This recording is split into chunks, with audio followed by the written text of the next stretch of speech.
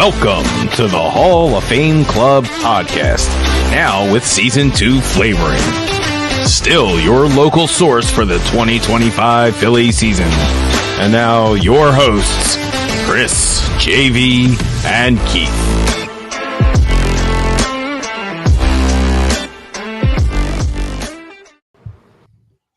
Good evening. It's Tuesday, August 19th, 2025.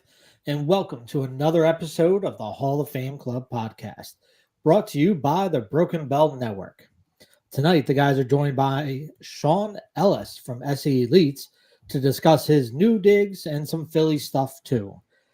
It's the playoff push, baby. And so we're going to get into all that and maybe some more on the 21st episode of the Hall of Fame Club podcast. We're legal now. We need a beer sponsor. Hit us up. Gentlemen, how you doing? I'm doing good. I just, like I said, before we got on, I was running back and forth between high school soccer. One of the worst feelings I feel like as I've gotten to where I'm at in my life is, you brought up the being legal, is where you go to a bar scene, or I went to Top Golf this week with some coworkers. And there's just some, I'm older, I'm longer, I'm further along in my career than I am, closer to the end than I am to the beginning type situation. And you don't get carded at a bar, but like, there's like only three of you who don't, and you're one of the three, and you're like, can't you just play along? Can't you just card me? I know it's been a rough 21 since you were 9. I know it's a rough paper route. You don't have to remind me.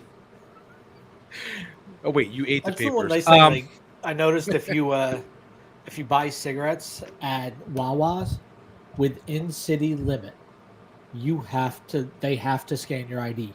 They cannot continue the transaction without it. I got stuck behind somebody who was obviously over 18. They were like in their 60s. And because they didn't have their ID, the person at Wawa the cashier would not process it through. Just give me the cigarettes, please. They could have scanned their Blockbuster card. He tried pulling out the AARP card and it didn't work. I promise you I'm over 18.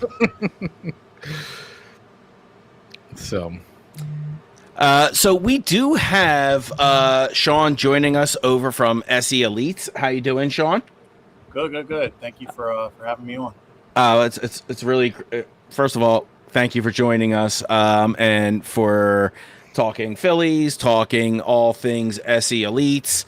We're just going to kind of jump into it because we are starting. I don't know if you guys are starting to feel the excitement in the air, if it's because of the Eagles, obviously. This Friday, last preseason game, but like Red October, I know we're, more than 30 days out, but it's feeling like it's going to happen, right? 5.5 games in first place in the NL East, so that's nice. I'm not saying things can't fall apart. I'm not saying things haven't fallen apart, but even looking at the wild card, we do still seem to sit in a very comfortable position record-wise. I will mention that road trip that we just finished up, the longest one of the year, didn't go so hot for us. We took a couple of losses in the series losses, and then we still went 6-4. We did. Weird. Right, for all of that. I think it's because there was 3 straight losses in there. Right, that hurts. I think the other side of it too is we're Phillies fans, so we take every loss even more, and we think it's the end of the world. Oh my God, this team is horrible. So like even stop those it. 4 losses, We never listen. Stop it. Philadelphia fans never overreact to anything. We're calm, cool, and collected at all times. Yeah. Your eyes are getting browner by the second there, buddy. You're so full of shit. I mean, people just hate losing, so like we fall in that bracket. So fortunately, we don't have to cheer on the White Sox or the Oakland A's or I guess Sacramento A's. So fortunately we are. They're just the A's. If you go and you look at the standing, they're just the Athletics. They don't have it. They don't have a city. I was like, I was like, because I was like, all right, let me go see, and I'm like, athletics. And I'm looking Oak at is Seattle. blank. Yeah, Oak is blank. I'm They don't like- even have a 3-letter abbreviation. Like MLB has them as the athletics. All those sports apps has them at the athletics. I'm like, we're just It's the a team without a ATHs. city. Yeah, it's the ATHs. It's the ATHs. It's the ATHs. I didn't know that. I was like, what? Who the hell? What? Athens? What? When did Athens become a major league city? It's not. It wasn't all bummer. Like, so, Shaun, we've talked about this kind of. You hit that fandom. Like, we hate losing, but there have been times where the Eagles have lost, and you go, okay, this is fine. You know, it's. We'll get them next week mentality, but we will absolutely lose our collective shit when the Phillies lose 1 out of 162. Can you explain it? Do you have some sort of? We never have. I think it's just a standard. I mean, the hard part about football is that it's 1 week apart. So, fortunately with baseball, like we have this long, window of a season, but then you start losing and guys start slumping. You're like, wait a minute, like we need to worry about right now. And I think morale, I think hitting is contagious. I think that all plays a role with winning. So, the more and more you see these positive results, like, I mean, if you were to look at youth baseball signups in the area, like when the Phillies are doing well, it's like so much more than when the Phillies stink. So like think, these kids might come home from camp or wherever they are, they see a team winning, they're going to go out and try to be like the Bryce Harpers or the Kyle Schwarbers of the world. It's like I said, it's motivation. I think it's great for morale to see, winning happening at any capacity, because it just motivates others to try to follow suit. Yeah. I just want to do a quick question, Shaun. Obviously, we'll get into SE elites. But Kyle Schwarber, MVP, yes or yes?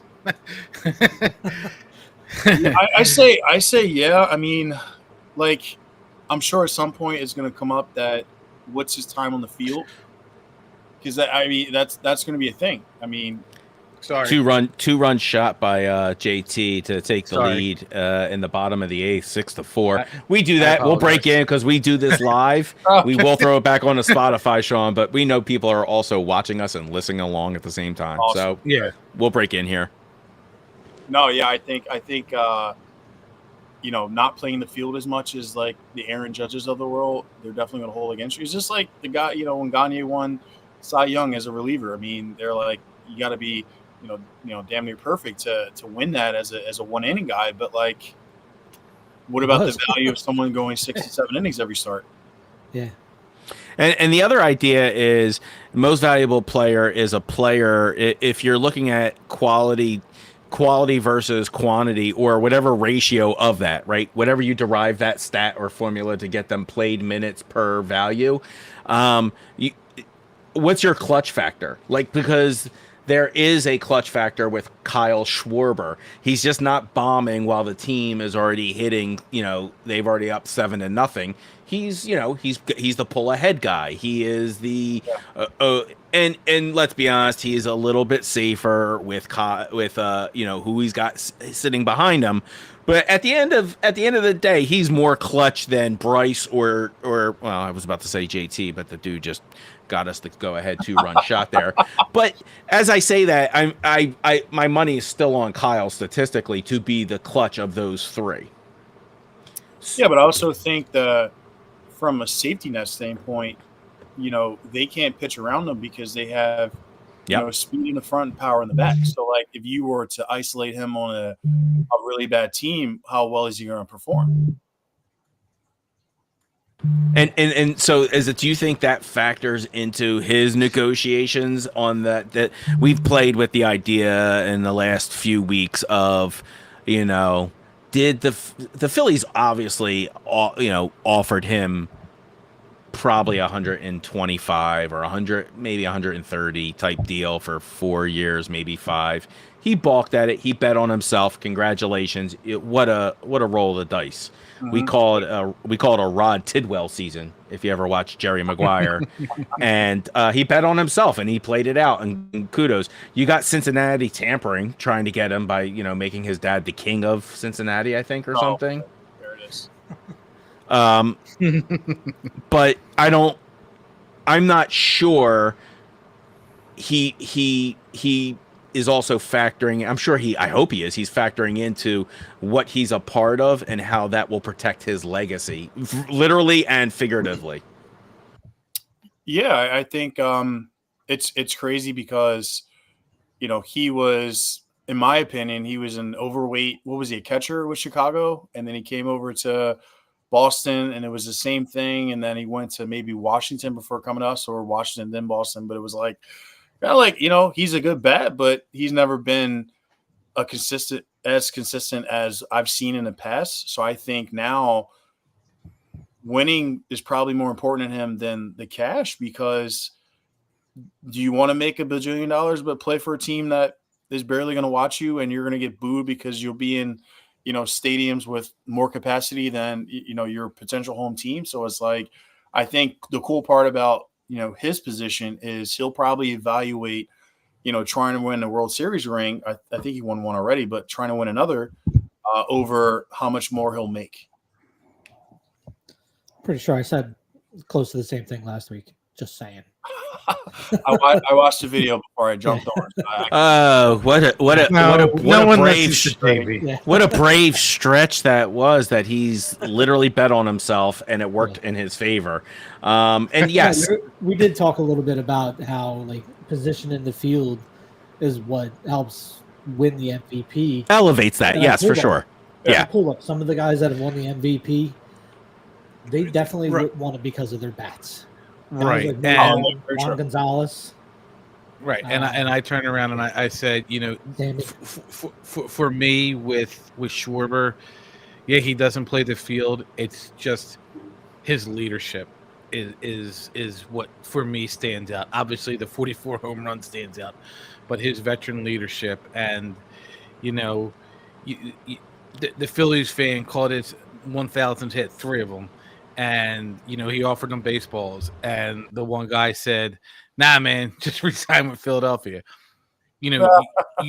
That is just to me, that just shows just the type of leader he is and how he leads this clubhouse. We are officially on the Kyle Schwarber. Every at bat is going to be a majestic home run. We're at that 2022 stage of Bryce Harper in the NLCS. In my opinion, we are there with every at bat. You watch Kyle Schwarber, and you get disappointed if he doesn't hit a home run, especially if he's already got 2, and you're like, go for a third one, and then you get mad.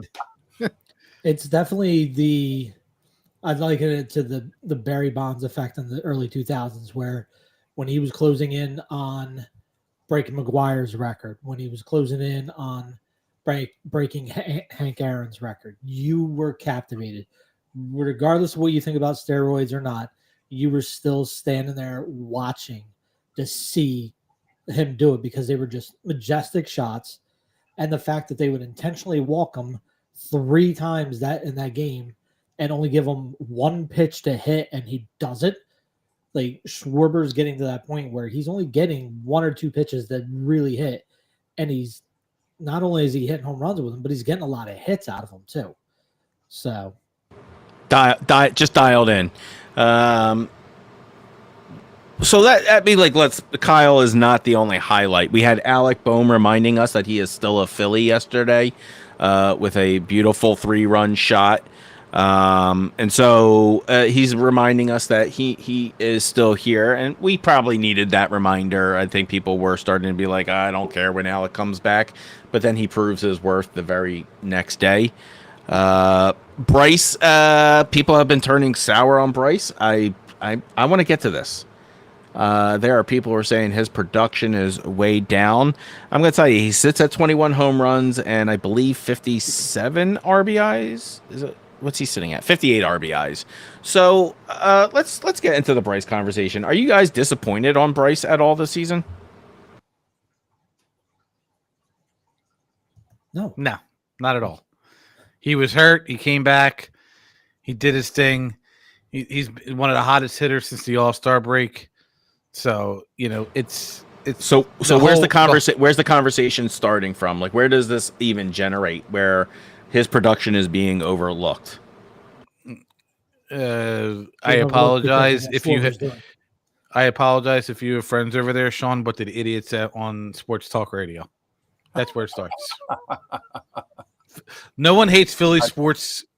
No one hates the Philly sports players more than Philly sports media. Plain and simple. Well, I'm also going to say they have to have a job, right? So if you have to generate something, why not make a conversation about any statistic that can be pulled apart?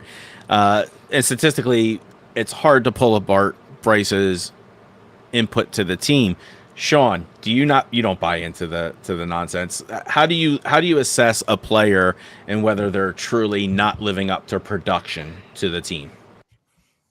I will first and foremost say, if I'm pitching, I'm not losing to the best player. So if his stats are being sacrificed because they're pitching around him, that's just the nature of the beast. But I know 100% as a pitcher since I was 9-10 years old, I'm not going to lose a game to the best player. I'll pitch around him. I'll make him get out of his comfort zone. We'll go in, we'll move his feet, we'll go up and in to agitate, but we'll never give him the opportunity to win these ball games, right? So I think on the flip side, baseball is a very psychological sport where, guys start getting anxious, they start getting antsy. They want to do well because probably the guys that are hitting around them are. So they're going to start to swing out of the zone, or they're going to start to chase. And then that's where, the slumps happen. That's where, things start to be highlighted. Well, we have a potential MVP. We have the Trey Turners of the world. We have the streaky Alec Bones. We got the JTs. It's like, all right, well, we're going down the list. And they say, oh, well, what about Bryce Harper? And then I think it's a lot due to just being the devil's advocate, because when you start bringing up things like that, you're probably doing it for attention. It's not necessarily true, because at the end of the day, he's still a big leaguer. He's still amongst the best in the world, and he's still batting in the middle of the order. So I wouldn't go that far. I would say, as an evaluator of talent, as someone who prides themselves on development over, let's say, wins and losses, once you start to see guys chasing out of the zone, that's not a mechanical thing. That's just anxious. That's just the performance side, because they want to hit, right? So I tell my players all the time, either you're playing on the other side of the fence, or you have to fall in love with getting on base. So if they're going to pitch around you, I mean, you got to just be okay with taking the walks. I mean, you're working with a 17-inch, horizontal zone. There's no point in swinging outside of that, especially at that level. They're not going to call anything, an inch or two off. So, hey, you just got to take your walks. If they're going to pitch around you, it is what it is. Now you just got to pride yourself on being a good base runner. We have Duran is in. I just want to give everyone a heads up. So Duran, this should. I don't know. I don't think we're going to see anything below 100 right now. You just threw a 99-mile-an-hour splitter. I'm throwing my batting. 99 miles. That's not even a real pitch. That's made up. I did also want to highlight. We have a couple of things. Trey Turner, of course, hitting his 1500th career hit the other day, yesterday. It was his first home run at Citizens Bank this year for this season. His 1500th career hit, and it was a 3-run bomb, or 2-run. Yes, three. It was hard to keep track of that game yesterday. It was another 2 touchdowns, I think, to score. But that is congratulations to Trey. He's hitting 295. He's just a major catalyst on this team. I think he is. There's not much more you can say about him that we haven't already said, that he's just fabulous at this point. But we do have to kind of talk about the major injury. Zach Wheeler just had surgery to remove a blood clot from his shoulder. I don't know. I don't know what they're talking. I don't know how serious it is from what they're saying. It's the same injury Markel Fultz had. Okay. That's what they're comparing it to. It's the same injury. I also read somewhere most non-pitchers, I think it's a 3 the 6-month rehab, non-athletes. I don't know what that means for Zach Wheeler. I don't know if he's an animal. Shaun, what's your kind of diagnosis on this situation here? Oh, I mean, health is wealth. Like, there's no benefit in rushing someone back. You've seen, even though it's a movie, like Boobie Miles, right? He was injured, he came back, he got re-injured. So it's like, unfortunately, you have to trust your team. Enjoy the journey from the sidelines. But I mean, at the end of the day, do you want this to be career ending because you were rushed back or you were rushing back, right? So it's like, whatever your timeline is, you just got to stay within the boundaries and do the best you can do from a mindset standpoint and headspace, because hey, you still have the rest of your life to live after this is all said and done. So what will make it worse trying to rush yourself back, opposed to staying within, the full timeline. And I got to give props to, I forget which announcer it was that they were talking about. It might have been the national game. They were talking about how the fact that he stepped up and said something, that he felt something was wrong in his shoulder and he needed to get it checked out. And, that's coming from experience. Like, your body pretty well. And he's like, how some of these younger players probably would have tried to pitch through it and didn't think of anything of it. So, like, that side of it, they said he was a leader there, showing if something's not right, even though you're the best damn pitcher on the team right now and they need you, you got to make sure you're healthy. Otherwise, you're not there for your family. You're not there for the team later down the road. You could be exiting sooner than you wanted to. Yeah. So good on him for especially turning out to be a blood clot. Like, we've all heard the stories of various celebrities and people where those things have traveled and killed. So this dude is just vicious. Good. Yeah. You just had the same reaction I did. He just threw 3 straight 102-mile-an-hour fastballs and cowed it and hit any of them. That's insane. That was just wild. He struck out the side. He grounded out the first one, struck out the last two. Now Raleigh hitting a 100-mile-an-hour pitch. That's yeah. Two atom bombs hitting each other. That would be insane. So we all obviously wish Zach well and a very healthy recovery. I'm not saying a speedy recovery, because we know speedy recovery doesn't mean a good recovery. It just, right? That doesn't benefit us. The first time I heard Rob Thompson mention a 6-man rotation a couple of days before this announced, I was like, are you kidding me?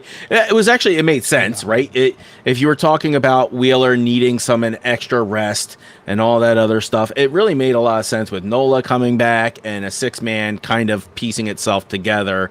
He quickly said, well, I guess, that 6-man's out the window. But how giddy were you though for a few hours? I kind of was, because we needed that all year. Yeah, and I am of the firm believer that if you have the talent and you can spread the health, I didn't say the wealth, if you can spread the health of your players over the season, just do it. If your team has paid for these guys to be there, use them. And I've always liked the idea of a 6-man if you had the talent to support it. And there was times we had it last year and we blew it. What do you guys think about Jose Alvarado? Do we have anything else much more to say about this guy? I don't pitch. A body that I don't. Hopefully he doesn't hurt the team any more than he already has. Just go out, do your job, and keep your mouth shut. Don't say anything. Don't be a distraction at this point. And just, go out and do your job. Help them get to the playoffs, and enjoy that ring that you get out of it if they take it all away. We did mention that Johan Duran had an injury scare when the pitch came right back at him, and he was carted off the field against the Nationals game. Obviously, he came in last night, which wasn't supposed to be a save situation, which turned into a save situation. And then he came again tonight. So hopefully, he can get some rest and he won't be called upon anytime soon, or at least give him a day or two to really fully recuperate as needed. We are now officially 73-53 with a 6-game lead over the Mets. If the season ended today, gentlemen, the Cubs, Padres, and Mets, they would be your wild card teams. Anyone there particularly scare you?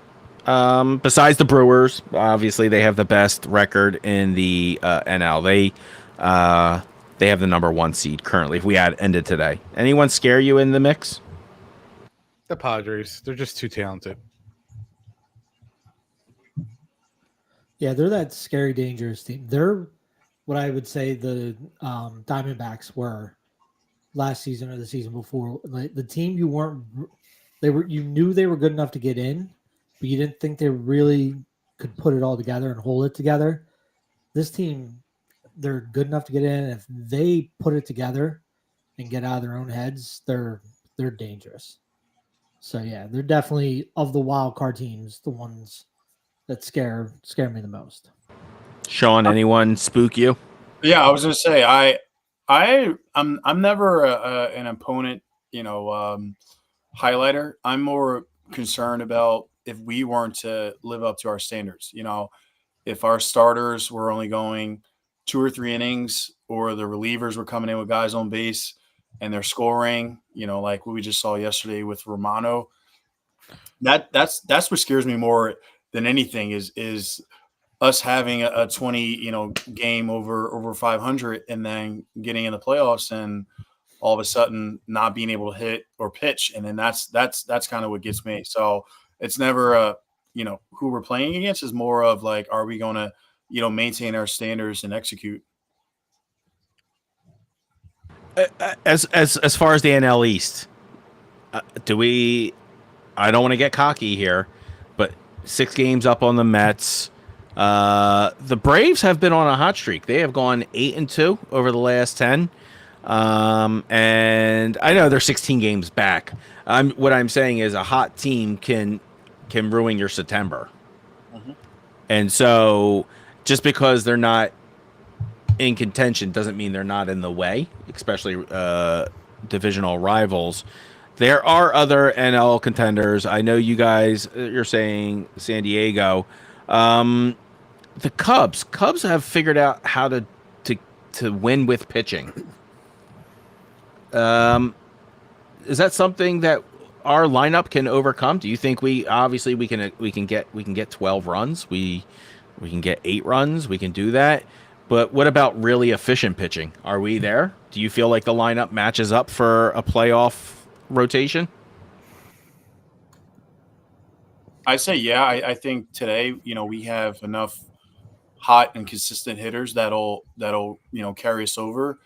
The biggest thing is that you have to realize with hitting, if that isn't up to par, you put a lot more pressure on the pitching and defense. So it's kind of like a 3-person boat, that, we're all going to hold each other up. So if one, is holding less weight, you start to force, more on the other side. So as long as they can hit good pitching, it makes it easier for our pitching and defense.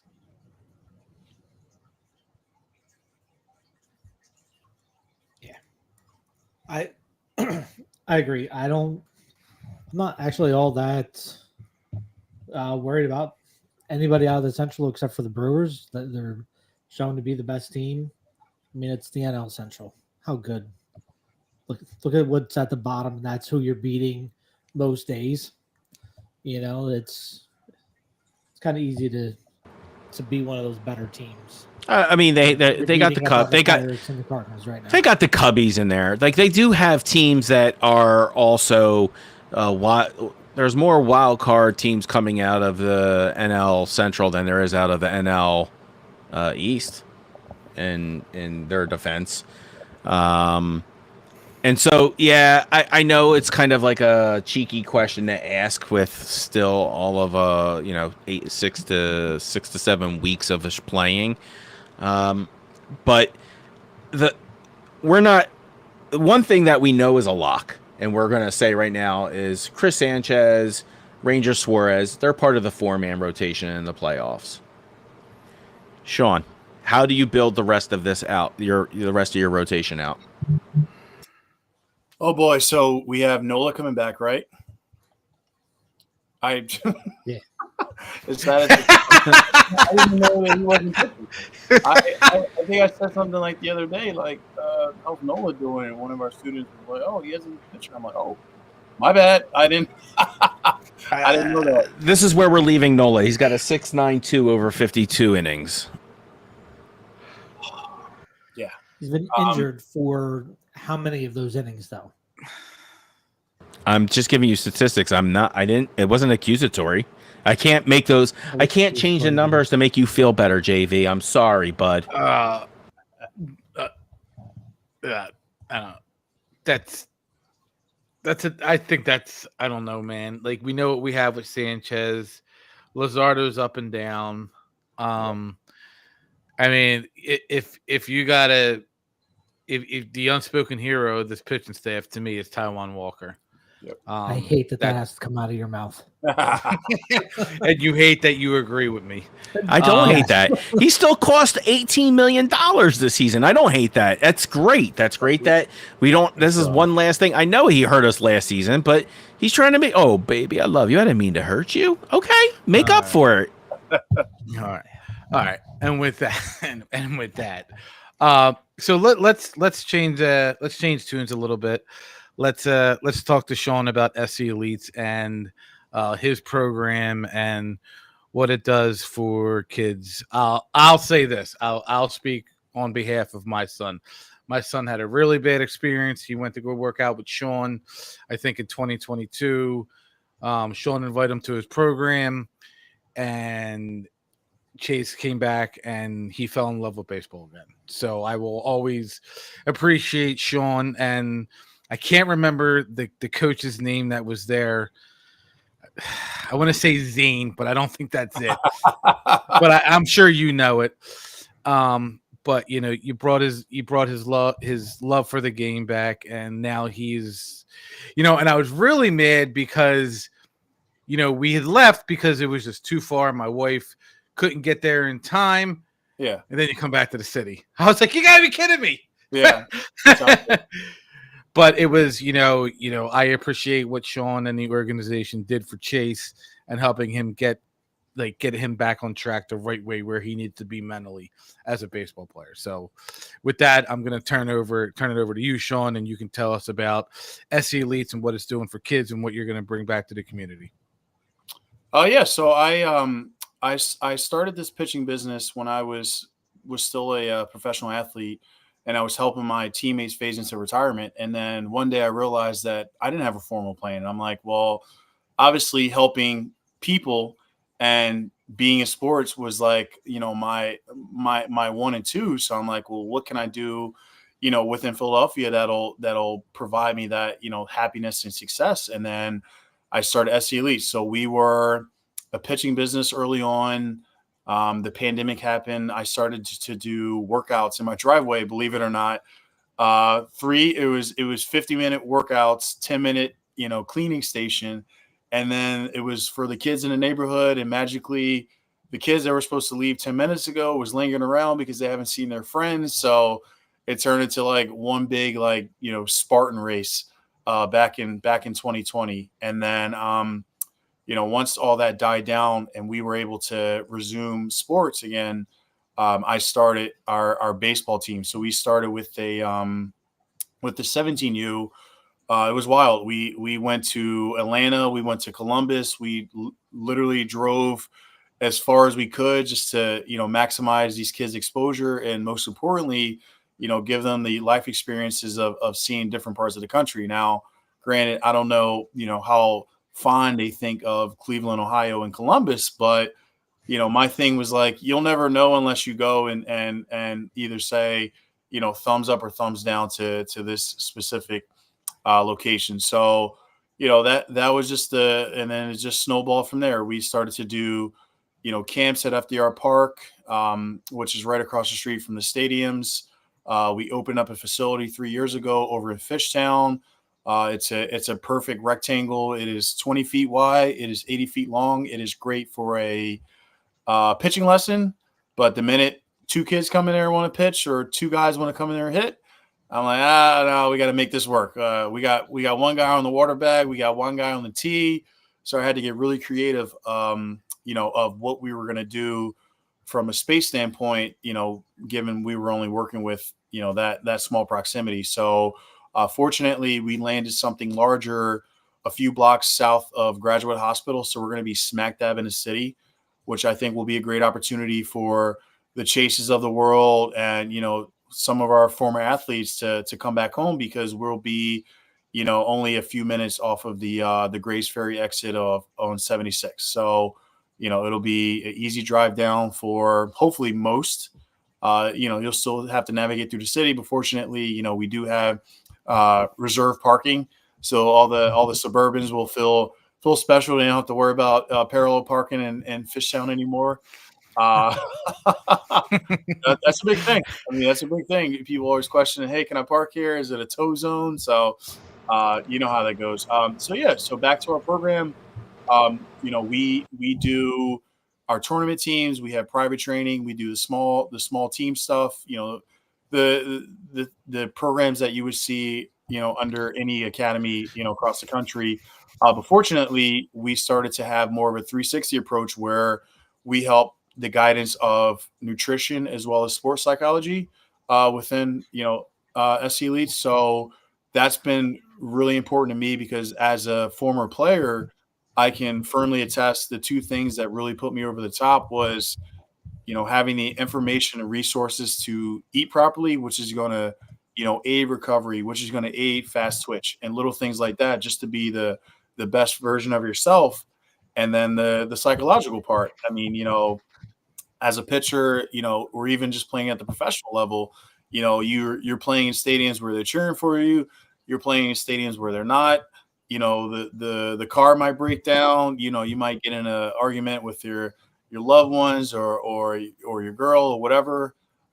So being able to channel all of that and still perform at a high level does take a lot. So, identifying that there's a lot of turnover with youth baseball athletes between 12 and 14, as Chase's dad, Chris just said, him just losing desire for the game. How old was Chase when that happened? He was probably 13, 14 years old. This is where the turnover happens, right? So, the one thing we want to do is just give you as many resources as possible to stay level-headed, to stay informed, and, most importantly, continue to love the game. I appreciate you talking about it from more of like a holistic approach, where you are obviously, I don't think people understand, and I'm not just talking about in sports, that people understand the necessity to train properly, and that includes eating correctly and things like that to have performance gains. How do you, and I'm gonna be quite frank, I've been a teacher for 25 years. I've seen how shitty kids can eat. How do you convince a kid that, hey, you can still enjoy food. It doesn't have to be a chore. How do you communicate that to a younger person? Because I need to do that. I need to take these notes too, because there you go. Yeah, write it down. I will definitely say number one drawback with youth athletes is, one, they're in school. So when we're hungry, we can get up and make a shake. We can make food. They do not have that luxury, right? They are really structured until 3 to 4 p.m. Hopefully they don't have detention. But I will say that caloric intake is like the number one thing that holds them back, right? They're just not eating enough. So what we do is we pull up rosters from universities. So we were talking with our outfielders one winter workout, and I said, all right, we're going to pull up all of Texas A&M outfielders, and you're going to see height, weight, and we're going to go from there, right? So the one thing we don't control is obviously our height, but we have more control over our weight and our intake and our drive and all that good stuff. So they started to see that, the D1 athletes, right, the top players in the, amateur baseball before you get to the professional level, and people's opinion, but they are between 180 to 220 pounds. So I'm like, okay, well, what does that mean to you? Right. And they'll say, oh, well, they're big. And I say, okay, well, if that's the case, if you want to play here, you have to fall in these numbers. It's as simple as that. And it's kind of a lot what we do in business is we make it black and white. If you want to play at a specific level, you have to fall under these numbers.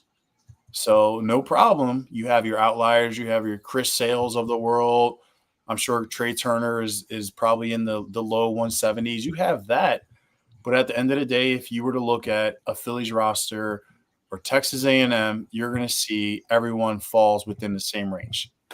So with that said, you want to play there, fall under the numbers.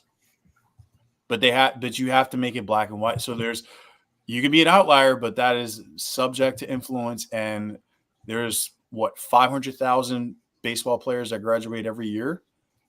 How many of them are going to be deemed as undersized or underweight? And I think those outliers will present themselves as the outlier quickly enough. So they fall outside the numbers, but then it's just tossed up to that. Well, that kid's a freak, yeah. Right? Yeah. Okay. So Jose Altuve's are really out there. Yeah. Tyler, damn, man. And this is a great question. I wonder, do colleges really do that? Do they make that fatal mistake of overlooking talent that is there for size that they've kind of, or is that where you kind of make that transition and make sure those kids are highlighted in that way that bring them kind of to the forefront? Is this where you could stand out? So I would say, fortunately, being in baseball, it is a technical-based sport and it's repetitions. If you teach the correct swing and you do it over time, you now have that swing. What is the difference between, let's say, someone my size and a Chase of the world? Is I probably have him by 100 pounds. So my luck is different than his luck. If we had the same swing, but my 260 pounds are behind that swing, I have a better opportunity to create a bigger play, right? So I'll never say that the bigger you are, you'll have a larger margin for success, but I will say the bigger you are, you do have an opportunity for these bigger plays, right? We're talking ground rule doubles. We're talking sack flies at the warning track. We're talking obviously hitting over the fence. So once again, you do have your outliers, but at the end of the day, someone with mass can do that more consistently and over time than someone that's undersized. Right. And in the preparation of nutrition helps them close that gap. Yeah. to achieve those numbers. And you talked about the mental. Can you walk through how like that might differ from like say someone at an extreme elite level and where you have to ease say like some of the kids who come to you? Like how does that like how do you get them to buy into that eat, breathe, sleep baseball mentality? I think a lot of that is instinctual. I will say the really talented players that we have and train, you are more or less dealing with staying ahead of the curve. When we're 13 and everyone else is throwing 60 and this guy's throwing 75, they're worried about just being ahead of the pack. So it's never a challenge of myself. I want to get better. It's always, where do I fall in the national percentile? So like you have to make these constant reminders. Like I'm a prime example. So when I was 17 and I graduated, I was in the mid 70s. When I was in college, 5 months later, I was throwing in the low 90s. That will not always happen. But the one thing I promised myself was that anytime I dedicated to baseball, I was going to work really hard at it. It was never, I was in the 2004. So it was like Nick Aidenhart, Justin Verlander, Homer Bailey, those people. I can't compete with that because they throw differently. So why would I even make it in a, comparison that because they throw in the mid to upper 90s that I need to do that to get to a specific level? No, I just need to be a really good pitcher. Well, just to clarify, Justin Verlander officially only throws differently in the regular season. Oh, dear Lord. So I got a question for you. Who do you, Justin Verlander? Sorry. Statistically speaking, No, I got a question for you, He and turns obviously, into Ben Verlander in the playoffs. oh, stop! I like Ben of flipping bats. Verlander. he turns into Ben Vereen during the playoffs. Oh no. So, Shaun, I got a question for you, and obviously you hear this a lot. Obviously the Little League World Series is going on, and with these kids today and the different pitches that they're trying to throw in this age group. I had this argument all the time, and being someone who was, in the major, he was drafted, and you were a former big league player. Do you recommend? What do you think about those kids who are trying to throw that curveball? I always sit there and say the young ones.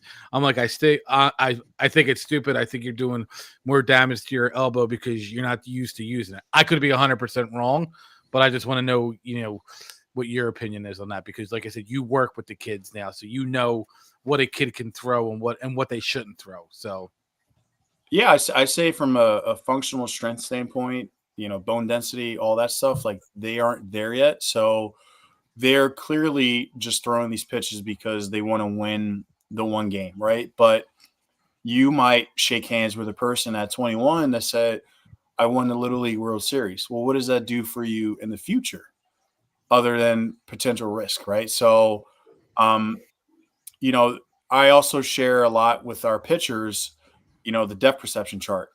So if you read 90 down the middle with your eyes, low and away is going to be -4, and up and in is going to be +4, right? So where you don't necessarily have to throw as many pitches, you just have to change eye levels and you have to work horizontally, right? So, I feel bad because like they're just throwing that just to win, 5 to 6 games, but at what risk? Elbow injury. And, fortunately and unfortunately, any pitch you throw incorrectly can be injury. You can be at the risk of injury. But I do know, especially when you're trying to cut the ball glove side, you're going to, away from a righty, I call it glove side, you're going to work around the baseball. So if that kid is not mobile or flexible or strong enough to work around the baseball, they're going to start to put tremendous pressure on the forearm or on the elbow, all Yeah. And and again, they're chasing a slider that doesn't make sense for their bone structure. It doesn't. Just for argument's sake, it actually doesn't even make sense for an adult's bone structure. It's just a gnarly pitch. It works. It gets guys. It's very disorienting when it comes at you and does its dance. I get it, but it's a very damaging pitch, and it's not the only one out there, but it's obviously the one that has done the most damage over time. How do you convince? And I'm gonna say this because we have parents who are probably watching and they're like, and they're gonna say, hey, I want to sign my kid up, and I want them to learn 3-4 pitches. How do you let them down? Like, how do you tell them the truth of it and show them that it just doesn't work and the progression of it? Because there are those go ride and die hard parents. JV, you talk about them all the time. JV has been coaching, and we're talking 9-year-olds, and thankfully I think you have talked rationally to parents and have gotten them to see. Talk to us about those kind of like, why is it just smart to play to their physiology? I mean, my number one thing, and I tell our coaches all the time, is that we are going to inform and educate. So if a kid walks in that's 9 years old talking, he wants to throw a splitter, a circle change, and a cutter, all we have to do is just go online and say, this is why you shouldn't do it to your a certain age. That's it. And then if they want to proceed, the best thing I can say is, okay, let's see if we can throw it correctly. And if you can't throw it correctly, we're not going to work on it, right? So a lot of what I do early on, I call it Throwing Institute, is that I teach guys how to throw correctly. And then you work on pitches, because once you can, maximize the arm swing, your momentum, your rotation down, a grip is just a grip. But if we are changing the way we throw because of a specific grip, it doesn't make sense to do that, right? So I also reference the brain. Once you grab a baseball, your brain's going to go back and say, this is how I've done it so many times. So why would you change the way you throw for one pitch? That doesn't make sense. Right. And, I just want to bring up, you brought up like how learning to throw and everything. And I remember our conversations we had when we first talked about Chase. And correct me if I'm wrong, you had mentioned yourself, you didn't really learn how to throw until your later stages of like college, I believe it was, or our high school. And that's why you started this program, correct? To teach these kids how to properly throw. And, so if they wanted to make that next step to the big leagues, they would have the better opportunity that you were never given. I believe that is the conversation we had. I could be 100% right. Yeah. So I went to, Catholic school in Alny.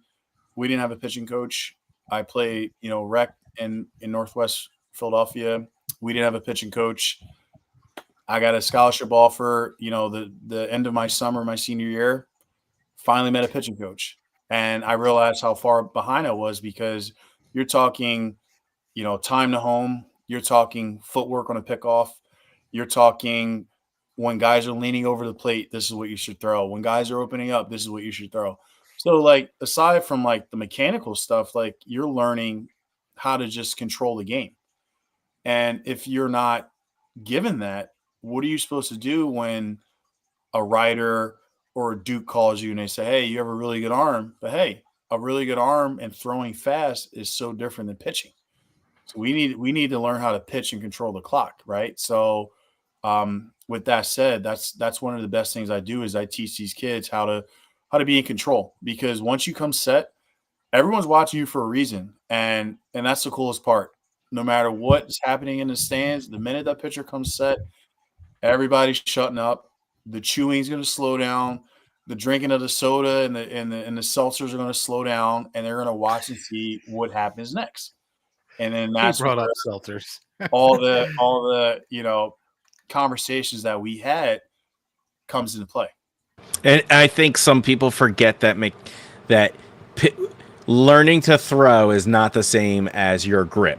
Like, the mechanics of connecting your core and harnessing the energy shift and transfer that needs to actually be seamless to get it through and to get the most power out of it. It's hard.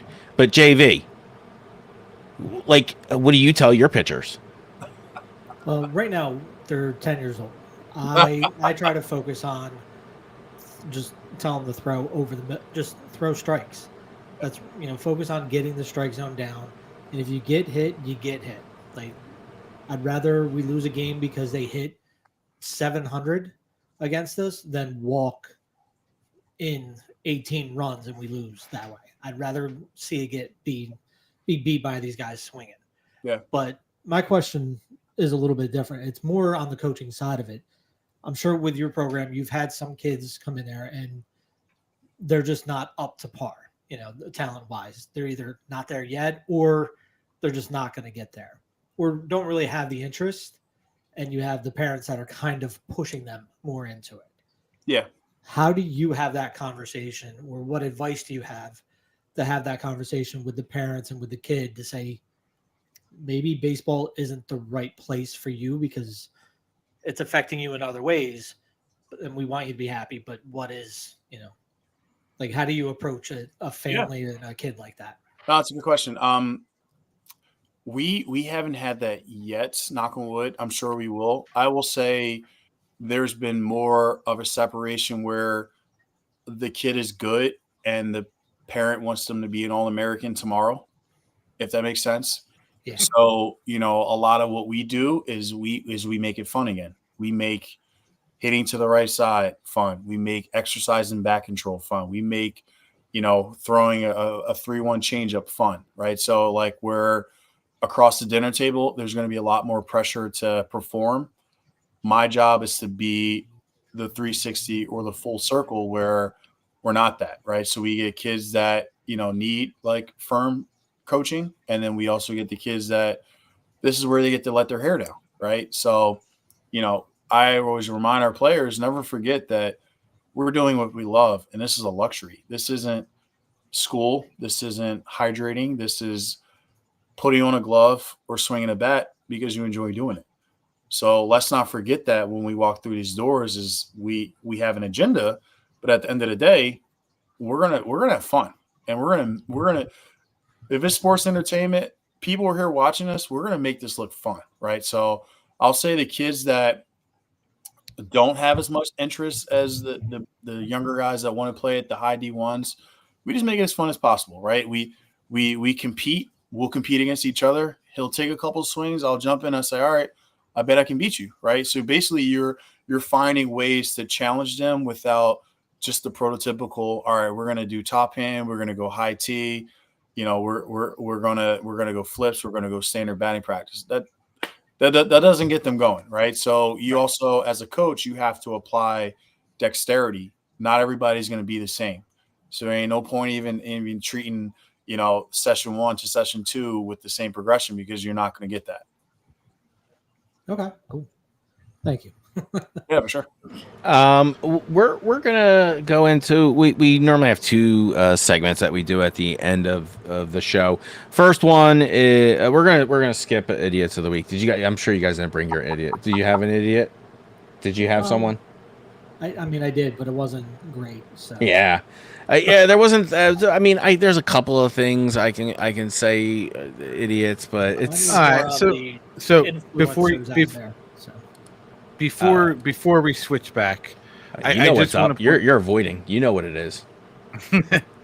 No, I just want to point out. I was like, one of my most favorite moments of Shaun's of Chase's career with SC Elites is, I think he played in the second tournament, and it was and they got to the championship, and it was just they were just burned out.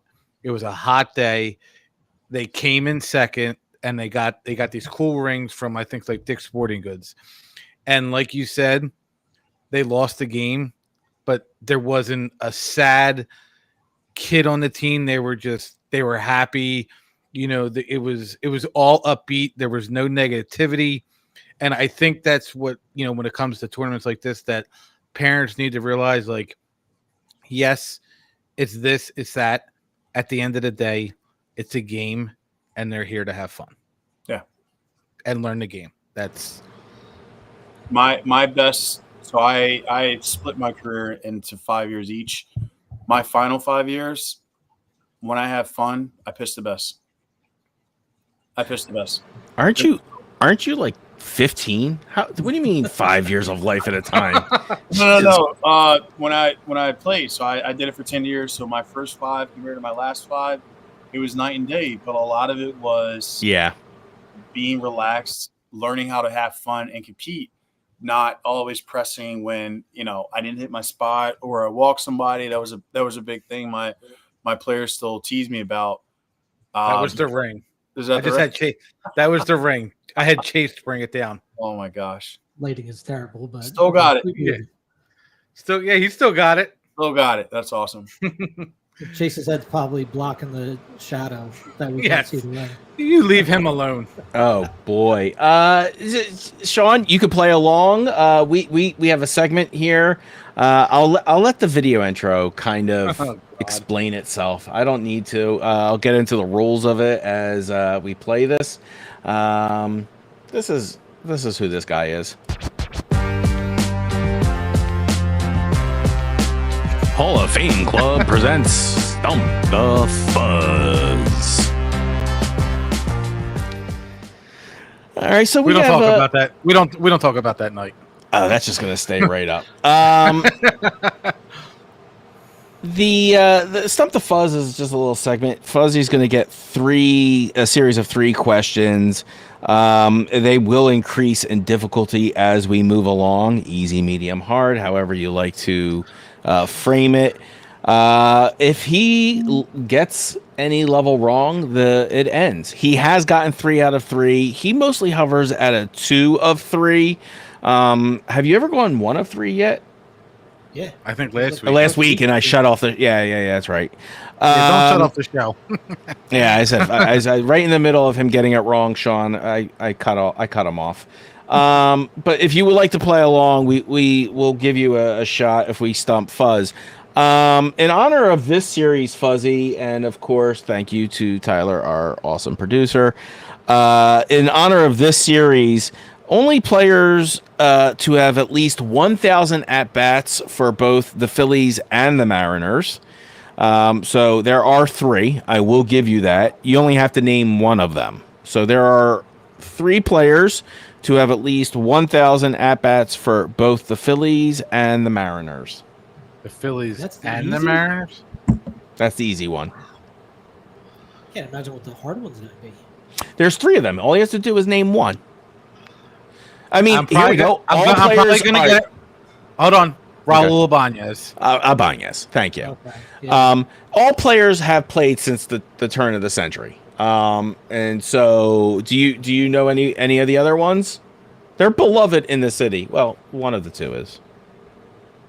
Raul Ibanez. I'm trying to think who else played for Seattle. Third base. J.P. Crawford wasn't here long enough. Not 1,000 here. Third base. Third base, not Scott Rowland. Nope. Not Dave Hollins.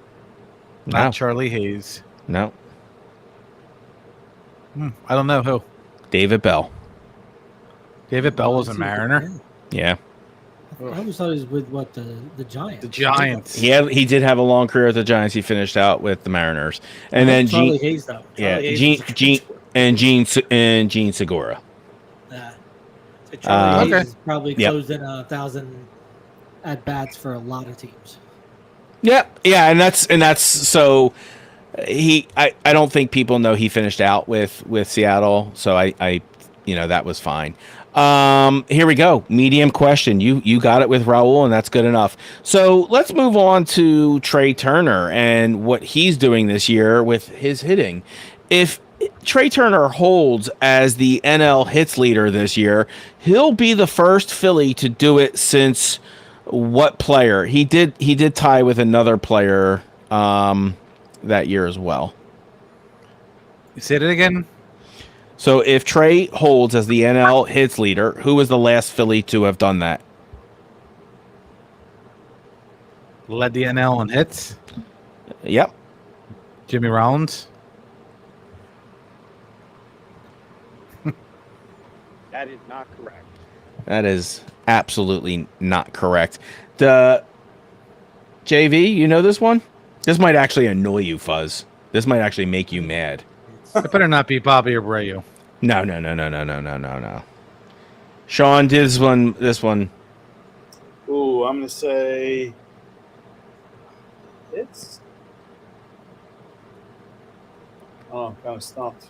Well, it also comes in 2014, so you might not have been watching that year. Not Ben Revere.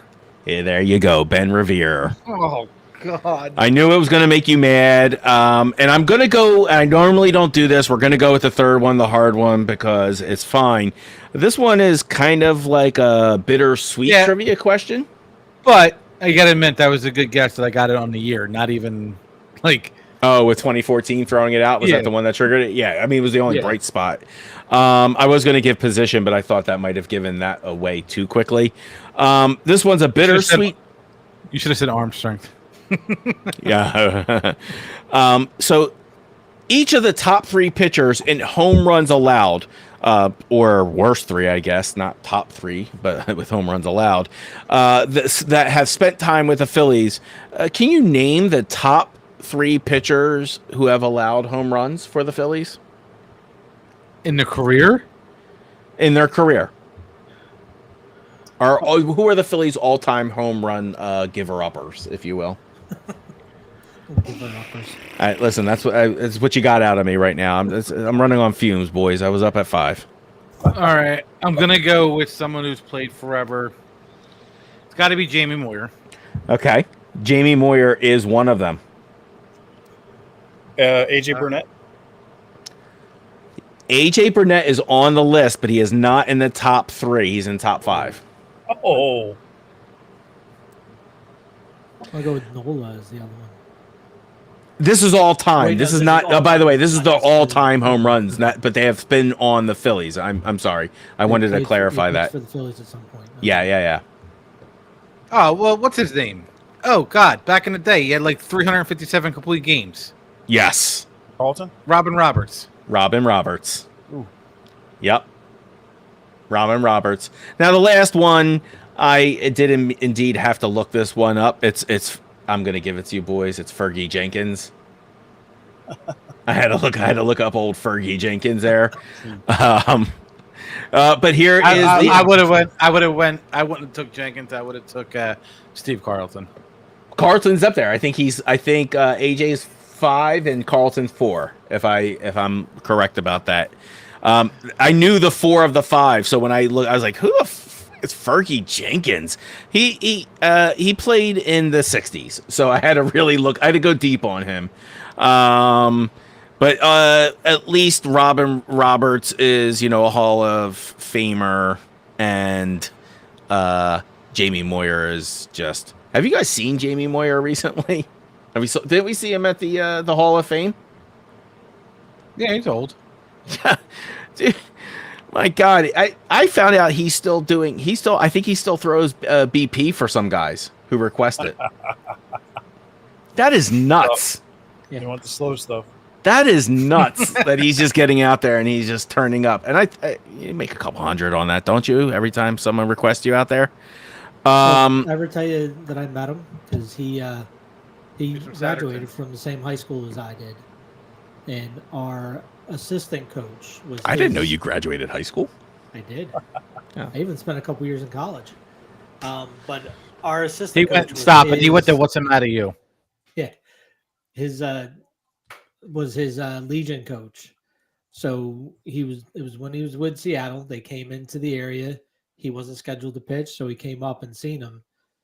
He didn't throw to us. He did not throw batting practice or anything to us, but he brought us a bucket of balls, and it was the first time I ever seen a Major League Baseball get hit.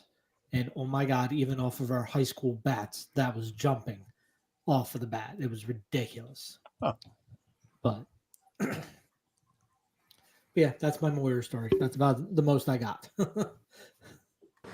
I'm trying to remember. Who did you guys? I met Dickie Allen when I was in grade school. That was like the highlight. That was cool. You remember? Didn't Dickie Allen come around to all the local schools and talk to us? He didn't go to Roman. Not mine. No, I don't think he went to them Catholic. He went to public schools. Sorry, you're public. JV, you want to take us out? And Do we got it? Is there anything else you want to share, Shaun, before we head out? No. Yeah, be on the lookout. We're gonna have a brand new facility, state of the art, equipment, tech, all of it, birthday parties, all of it. It's gonna be great. So that'll be hopefully cutting the ribbon by mid-October. can they sign up on they can contact you directly on the website for like party information and stuff like that? Because that sounds awesome, actually. Yeah. So on our website, there'll be a contact us button. They'll be able to reach out and get some additional information. Awesome. And you also have an app too, right? Yes. So that's MindBody. So that is just for baseball training. I can't see it. Small group, all the good stuff. But we will be incorporating speed and agility and also just multi-sport. Just because there's going to be a lot, more athletes in the area that'll want to specialize in, soccer, footwork, and, basketball agility. So we'll be opening up our SC Academy to not just baseball. Nice. Wait a minute. Is this? Oh, Moyer. He's talking about Jamie. Jamie. I was gonna say, Sean, you threw a banana ball game. Good for you, bro. I wish. Yeah. So hold on. What do you think about banana ball? I'm glad this is brought up. Yeah. What do you think about banana ball? Let's do that. You're a former baseball player. I think it's. I don't know. I think it's tough. I think you have to remember that is more entertainment than the MLB. So like the antics that kids are going to grow up and watch, like don't do that in a game, kind of thing. I think don't do a backflip attempting to catch a fly ball.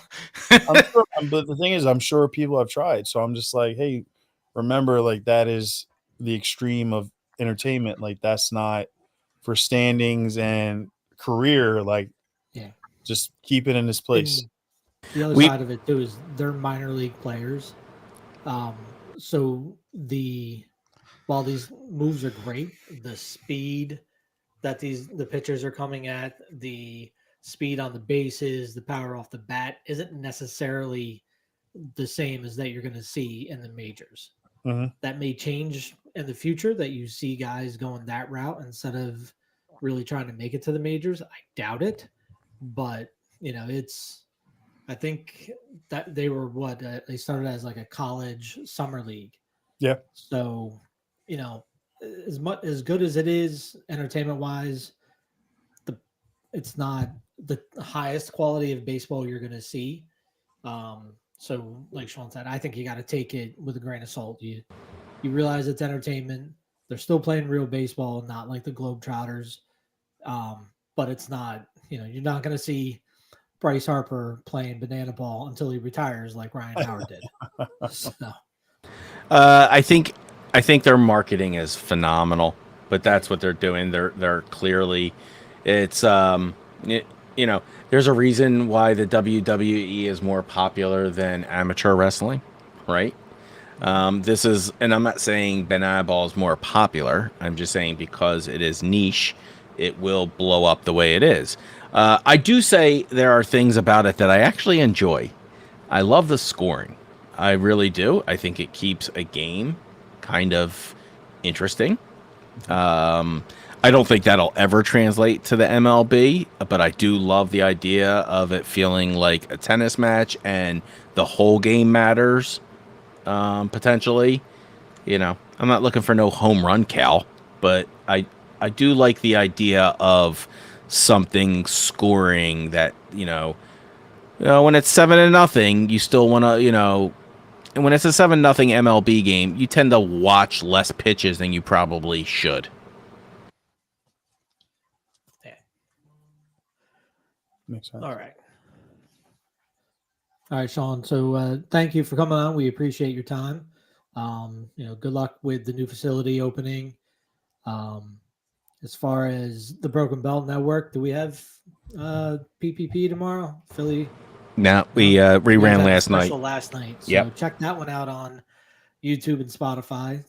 Check the replays out. Don't forget to subscribe on YouTube and Spotify and follow us, all that good stuff. And I guess with that, we'll see you guys next week. Unless Keith, you had a question for Chris, right? No, he had. Chris, did you want to do your? You had an idiot you wanted to bring up. So do you want to do your idiot of the week? Yes, my